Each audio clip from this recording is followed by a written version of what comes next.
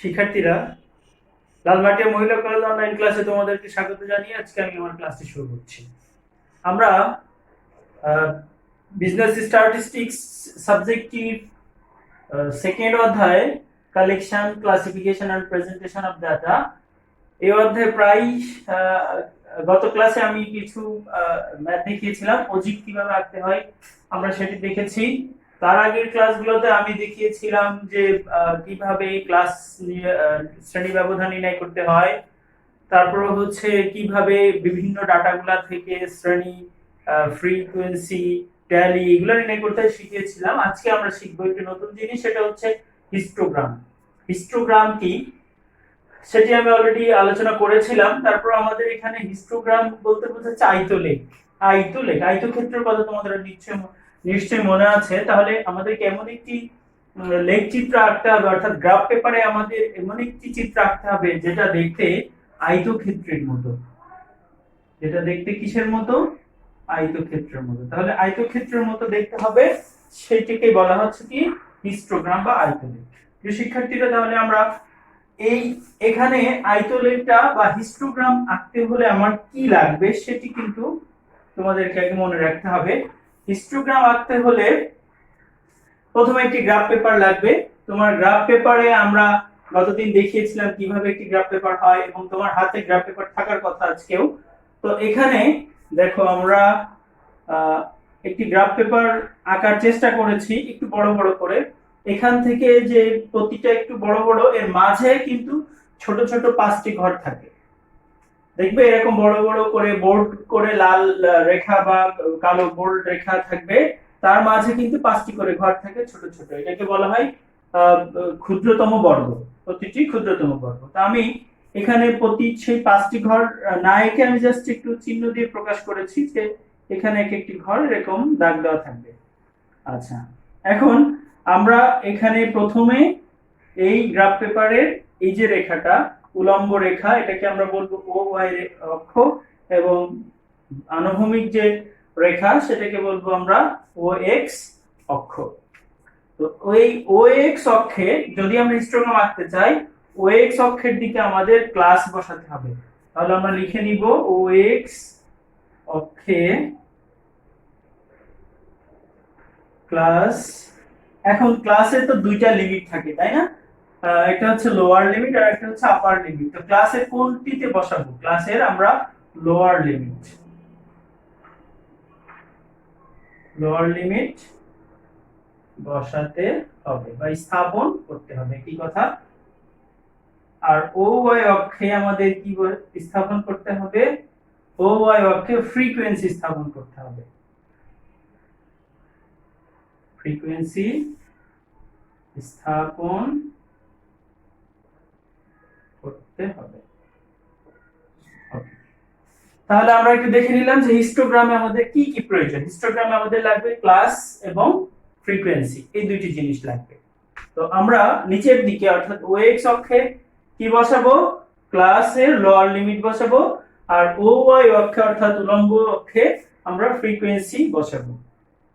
আচ্ছা, প্রথম কাজ হচ্ছে তোমাকে দেখতে হবে ফ্রিকোয়েন্সি কি আমার, এই ফ্রিকোয়েন্সির ভ্যালুটা কি ছোট না বড়। যদি ছোট হয়, ওই গ্রাফ পেপার তুমি যতটুকু নিয়েছো গ্রাফ পেপারটির মধ্যে তুমি কি সবগুলা স্থাপন করতে পারবে কিনা। দেখো, যদি 5 ঘর ব্যবধান করে 1 2 3 4 নেই, আমার এখানে সর্বোচ্চ ফ্রিকোয়েন্সি আছে কত? 9।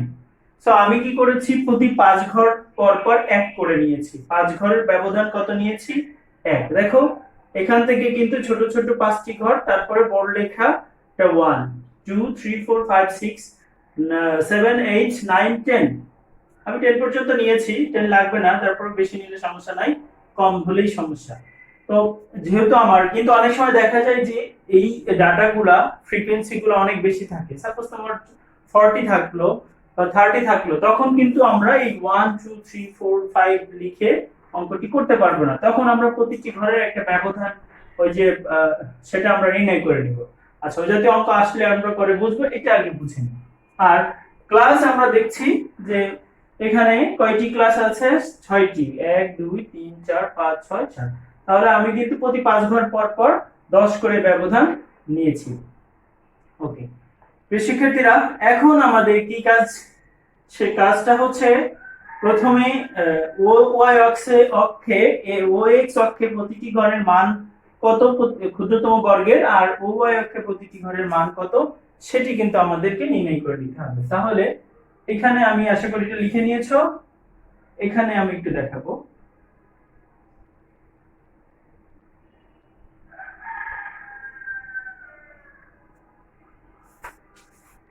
এখানে আমি লিখে দেখাচ্ছি যে ও এক্স অ্যাক্সিস, অ্যাক্সিস মানে অক্ষ, ও এক্স অ্যাক্সিস পার স্কয়ার, আমি কিন্তু এটা লিখতে পারি পার স্কয়ার ইউনিট ইকুয়াল। তো এই পার স্কয়ার না লিখে, পার স্কয়ার মানে কি এক স্কয়ার, এর জন্য আমি 1 এর উপর স্কয়ার দিয়ে দিই সংক্ষেপে লেখার জন্য। তো আজকে পার স্কয়ার দিয়ে লিখি, পার স্কয়ার ইউনিট সমান কত সেটি বের করব, আর ওয়াই ও Y axis per square unit equal কত সেটি আমরা বের করব। তাহলে ও এক্স অ্যাক্সিসের দিকে আমরা প্রতি ঘরের ব্যবধান কত নিয়েছি, প্রতি 5 ঘর পর পর ব্যবধান নিয়েছি কত 5। তাহলে আমরা উপরে কি লিখব 5 লিখব।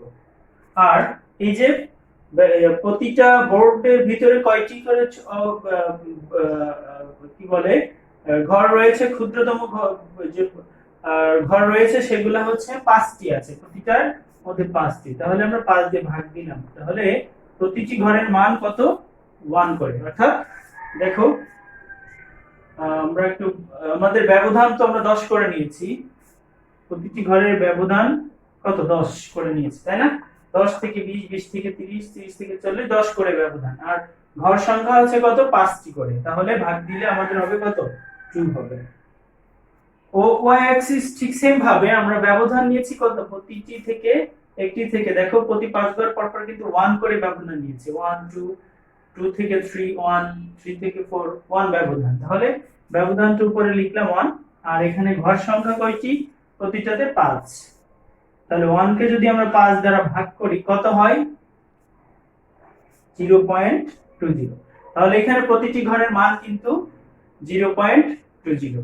আশা করি ব্যাপারটি বুঝতে পেরেছি, ক্লিয়ার। এখন এবার আমরা স্থাপন করব, কি স্থাপন করব, হিস্টোগ্রাম। আমাদের কিন্তু হিস্টোগ্রাম আঁকতে বলেছে, তাই না?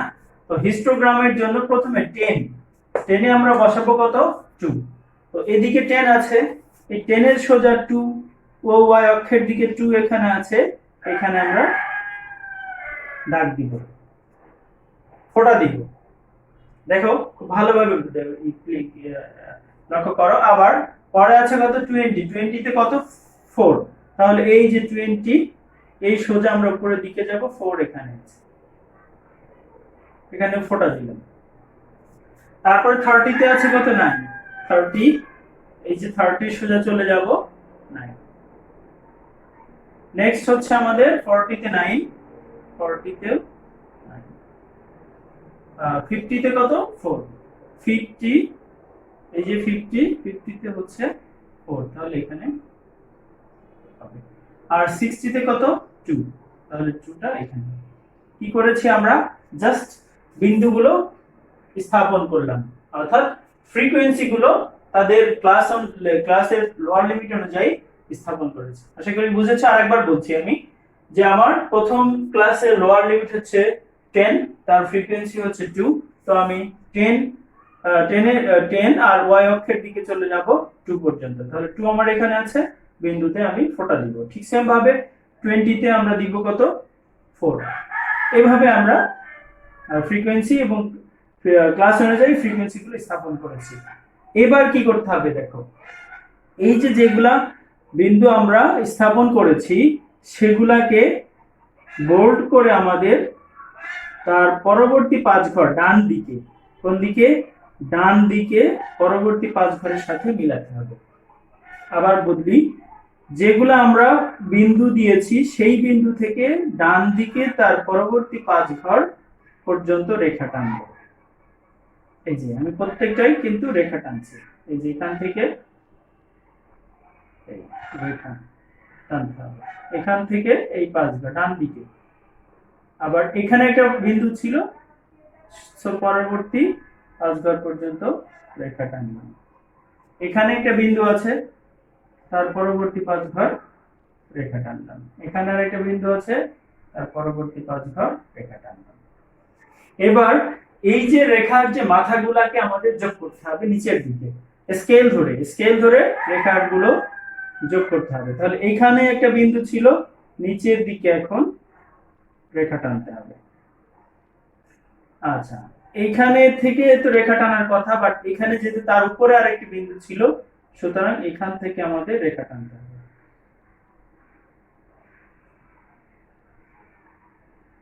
আচ্ছা, এখানেও কিন্তু মিল হয়েছে, আর এই যে এখানে রেখা টানতে হবে এই বিন্দু থেকে প্রত্যেকটা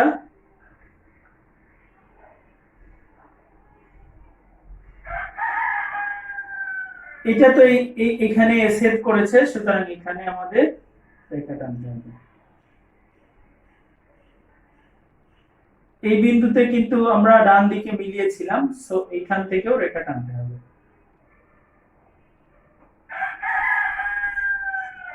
একটা দাগ দিবে একটু বড় করে, আমি জাস্ট বোঝানোর জন্য হোয়াইট বোর্ডে তোমাদেরকে একটু মানে বারবার বোল্ড করার জন্য চেষ্টা করছি। আবার এই বিন্দু থেকে এই বিন্দুতে ছিল, তাহলে এই দিকেও আমাদের রেখা টানতে হবে। তারপরে এটা ছিল এদিকে, সো এদিকে আমাদের এখানেও বোল্ড করে রেখা টানতে হবে। তাহলে দেখবে বোর্ডে একটু বোঝা যাচ্ছে কম, তোমার গ্রাফ হলে অনেক সুন্দর ভালোভাবে বোঝা যেত। এই যে বিন্দুগুলা হয়েছে এইগুলা কিন্তু একটা আয়ত ক্ষেত্র মতোই হয়েছে, আর সেই এটাকেই বলা হচ্ছে আয়ত লেখ। শিক্ষার্থীরা, তাহলে হিস্টোগ্রাম কিভাবে আঁকতে হয় সেটি আশা করি তোমরা বুঝতে পেরেছো। এবার আমরা হিস্টোগ্রাম থেকে কিভাবে বি নাম্বার কোশ্চেন ছিল আমাদের, কিভাবে আমরা মিডিয়ান নির্ণয় করব। খুবই সহজ এই হিস্টোগ্রাম থেকে মিডিয়ান নির্ণয় করা। তবে এখানে এই অঙ্কের জন্য আমাদের একটু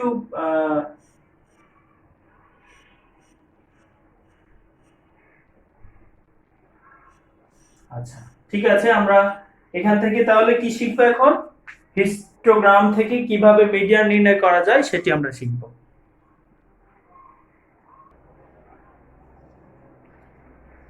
এখন আমি একটু ভুল বলে ফেলেছি, মিডিয়ান না মোড, কিভাবে আমরা মোড নির্ণয় করতে হবে সেটি দেখব। তাহলে হিস্টোগ্রাম থেকে আমরা কিভাবে মোড নির্ণয় করব, দেখো খুবই সহজ পদ্ধতি। এই পদ্ধতিটা হচ্ছে এরকম, আমাদের হিস্টোগ্রামের যেটা আমরা এঁকেছি তার যে সর্বোচ্চ বিন্দু, এই সর্বোচ্চ বিন্দু থেকে তার নিম্নের বিন্দুটা যোগ করতে হবে। একটু দেখো, এটা এবং এটা দুইটা হচ্ছে কি সর্বোচ্চ বিন্দু, তাই না? কারণ এই যে আমরা যে বিন্দুগুলো লিখেছি সব থেকে বড় বিন্দু হচ্ছে এটি। এখন আমাদের কাজ হচ্ছে যে এই বিন্দুগুলো যোগ টান। তাহলে আমরা এই যে বিন্দুটা এভাবে যোগ টান, আর এদিক থেকে সোজা করে আমরা যোগ টান, সোজা করে হবে, স্কেল ধরে আঁকবে। তো আমার কাছে এখানে আমরা যদি এভাবে আঁকি, তাহলে এই জায়গাতে দুইটা কি হয়েছে, দুইটা রেখা টেনেছি, দুইটা রেখা এই বিন্দুতে মিলিত হয়েছে। যেখানে মিলিত হবে সেখান থেকে তুমি নিচের দিকে টান দিবে। আমার এখানে মিলিত হয়েছে, আমি নিচের দিকে টান দিলাম, দেখলাম এই যে বিন্দুটা, সে বিন্দুটা হচ্ছে কত, 40। তো যেহেতু আমার এখানে এই মধ্য আপনার আমার দুটি রেখা মিলিত হয়েছে, তার মিলিত বিন্দু ক্লাসে এসে মিলিত হয়েছে কোথায়, 40-এ, সুতরাং আমার এখানে মিডিয়ান হচ্ছে কত, 40। তাহলে median equal 40।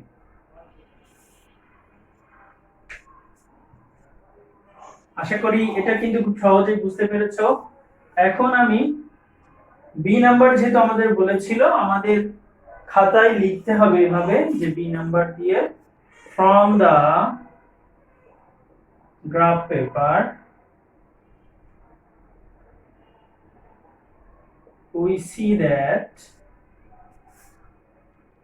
Mode equal, sorry আমি বারবার মিস্টেক করে ফেলছি, মিডিয়ান না মোড, এটাকে বলা হয় মোড। আর অজীব থেকে আমরা পাই এটা হচ্ছে মোড, তাই না, 40। we see that the mode বা প্রচুরক, মোড হচ্ছে মৌলিকাল কত 40, মোড হচ্ছে 40। তাহলে আমরা হিস্টোগ্রাম থেকে কিভাবে মোড নির্ণয় করতে হয় সেটি আমরা দেখে নিলাম। আশা করি এটি বুঝতে পেরেছো। যে শিক্ষার্থীরা যদি এটা বুঝে থাকো, আমরা আরেকটি গ্রাফ পেপার আজকে শিখে নিব। সেটি হচ্ছে, এটি লিখে নাও, from the graph paper we see that the mode equal 40।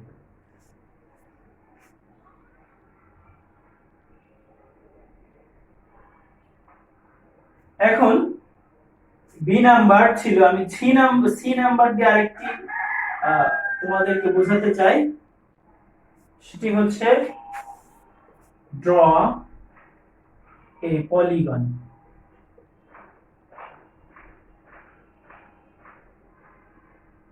Polygon আঁকতে হবে আমাদের। তাহলে আমরা কিভাবে পলিগন আঁকতে হবে একটু দেখে নিব।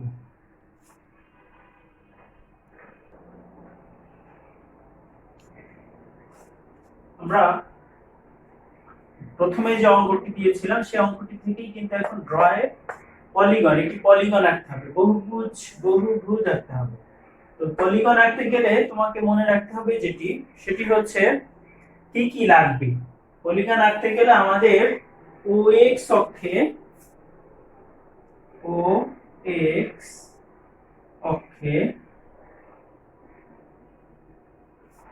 অক্ষে ক্লাসের মিড পয়েন্ট লাগবে, ক্লাস মিড পয়েন্ট স্থাপন করতে হবে।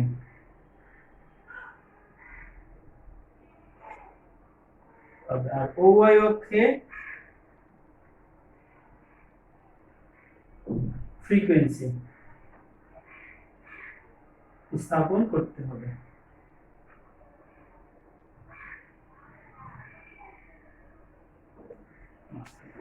তাহলে আমরা দেখলাম, হ্যাঁ শুধু তাই না, পলিগন এবং আরেকটি রিকোয়ারমেন্ট লিখেছি আমরা, ড্র এ frequency curve.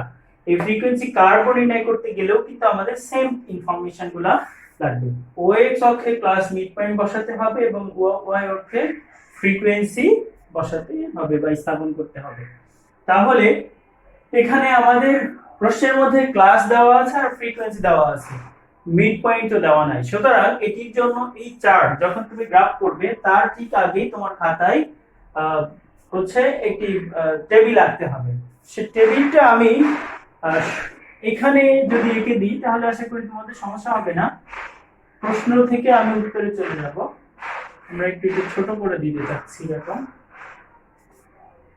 249942।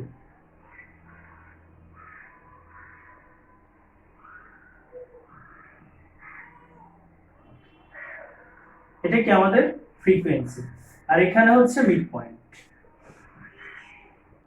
Class mid point. আমরা কি আঁকবো,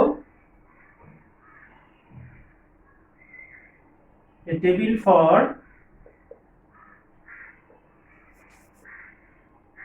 drawing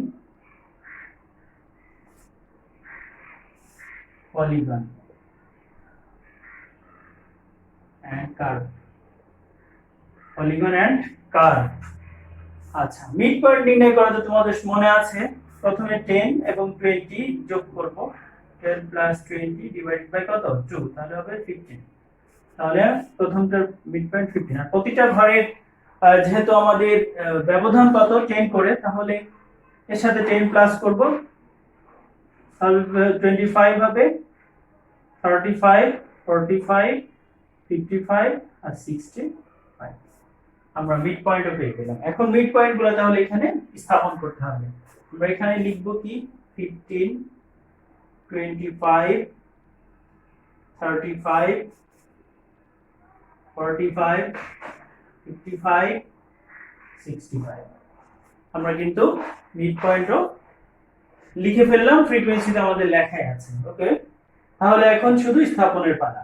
ওকে, এখন ক্লাস মিড পয়েন্ট দেখো, যখন মিড পয়েন্ট 15 তখন ফ্রিকোয়েন্সি কত 2, তাহলে এই যে 15 আর ফ্রিকোয়েন্সি কত 2, এখানে বিন্দু দিতে হবে।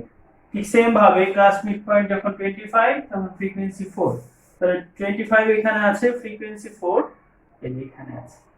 নেক্সট হচ্ছে আমাদের কত 9 আছে তাই না, তাহলে 35 এ 9, তারপর হচ্ছে আমাদের পরেরটাতেও 9, তারপরে 4, তাহলে 4 আছে এখানে, আর 2, 65 এ কত 2, এই বিন্দুগুলো আমরা বসাইলাম। এবার এগুলাকে যোগ টানতে হবে। এখানে খেয়াল করো ভালোভাবে, যখন এই বিন্দুগুলোকে আমরা স্কেলের সাহায্যে অর্থাৎ স্কেল ধরে, আমার কাছে স্কেল নাই বুঝে নিতে হবে, যখন বিন্দুগুলোকে আমরা স্কেল ধরে রেখাগুলা টানবো বা যোগ করব তখন সেটাকে বলা হবে পলিগন। এই বিন্দুগুলাকে যখন আমরা একই জিনিস, তোমাদের কিন্তু দুইটা চার্ট করতে হবে পলিগন এবং ফ্রিকোয়েন্সির জন্য, কিন্তু এই পর্যন্ত যতটুকু কাজ করেছি সেম কাজ দুইটা গ্রাফের জন্য করতে হবে। তো এখানে বলছি যে বিন্দুগুলো যখন আমি স্কেল ধরে টানবো তখন সংযোগ স্থাপন করব তখন এটাকে বলা হবে পলিগন। আর যখন এটাকে শুধু স্কেল না ধরে হাতে ফ্রি হ্যান্ড এর মাধ্যমে যখন আমরা রেখাগুলা সংযোগ টানবো তখন এটাকে বলা হবে ফ্রিকোয়েন্সি কার্ভ। আশা করি বুঝতে পেরেছো। তাহলে এখান থেকে আমি দেখো আমি হাতে টানছি তাই না, আমি ফ্রি হ্যান্ডে টানলাম,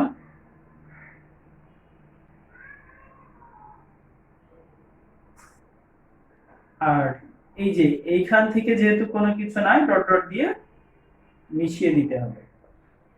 এটাকে কিন্তু এখন আমরা কার্ভ বলছি, যেহেতু আমি ফ্রি হ্যান্ডে টেনেছি তাই না, এটাকে বলা হচ্ছে কার্ভ। আর যখন আমরা এটাকে সাপোজ এটা মনে করি স্কেল, স্কেল ধরে এভাবে এই বিন্দু টু এই বিন্দু এভাবে যদি আমি রেখা টানি, এভাবে যদি রেখা টানি তখন এটাকে বলবো আমরা পলিগন।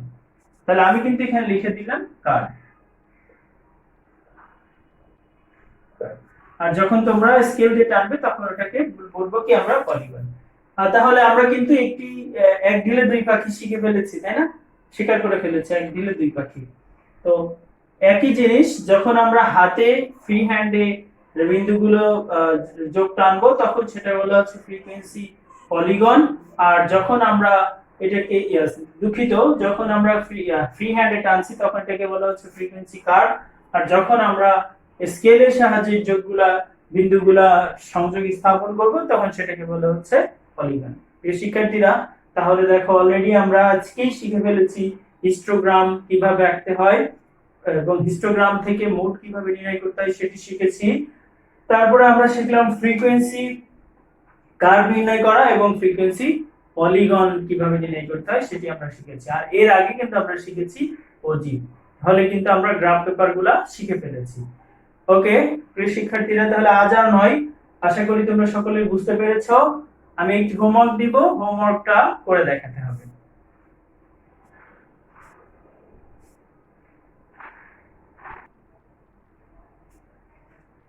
আমি একটি হোমওয়ার্ক লিখে দিয়েছি, বলা হচ্ছে in an examination the marks obtained by 30 students are given below: 32, 33, 55, 47, 21, 50, 27, 26, 24, 33, 62, 42, 38, 15, 45, 32, 44, 48, 68, 49, 40, 52, 30, 17, তারপর হচ্ছে 44, 58, 48, 39, 42, 37।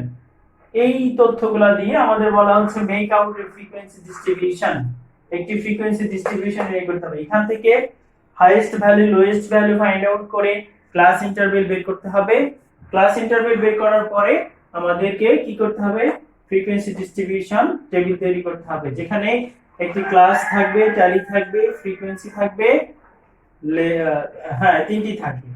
তারপর হচ্ছে আমাদের draw a histogram and find mode, histogram আঁকবে এবং সেখান থেকে মোড নির্ণয় করবে। draw a frequency polygon আঁকবে, draw a frequency curve, frequency curve আঁকবে, draw a less than and more than ogive, less than এবং more than ogive আঁকতে হবে এবং সেখান থেকে আমাদের মিডিয়ান বের করতে হবে। প্রিয় শিক্ষার্থীরা, এই সবকিছু কিন্তু গ্রাফ পেপারে করতে হবে। আমি যেভাবে হাতে করেছি বোর্ডে এভাবে না, বা তুমি যদি মনে করো যে না আমি খাতায় লাইন বাই লাইন এভাবে আঁকাবো, হবে না, তোমাকে গ্রাফ পেপার নিয়ে বসে অঙ্ক করতে হবে।